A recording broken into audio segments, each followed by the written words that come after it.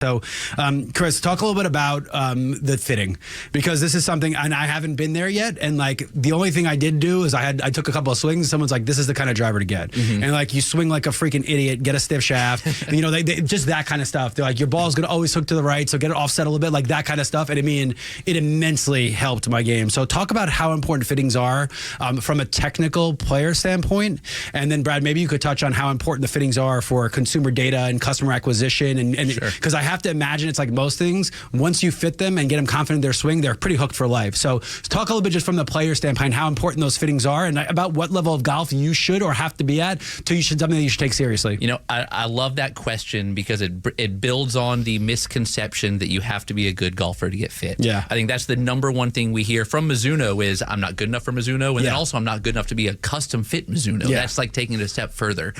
The crazy thing about a fitting is if you're the worst golfer you've ever played, you have tendencies. They may be bad tendencies, but you have those tendencies. If you can get a custom fit set of clubs for you, you are going to understand why the ball went a direction is because of something you did versus something the club did. If you're a beginner and you're hitting big slices, you don't know if that's because the shaft is too stiff, I came over the top, I released, I cast it, I did this. Could be the upright, could be the lie angle. Your wrists were unlocked, you were 210, a million things. Exactly. So to me, it takes one of the massive variables out. If you know you're working with your equipment as opposed to against your equipment, it's huge. And it's got to be a confidence builder too, right? Absolutely. It's just the psychology of it, because it's almost like you removed an excuse. Right. Once that excuse is removed, they're like, okay, well, that's gone. I got to hit this ball straight. Like, yeah, I see what you're saying. And the second misconception of it is that a fit club costs so much more. You know, with Mizuno, one of the big things we hang our hat on is that when you get fit for a shaft, a grip, a length, a lie angle, a loft, whatever that is, almost everything we offer is no upcharge. So we can, the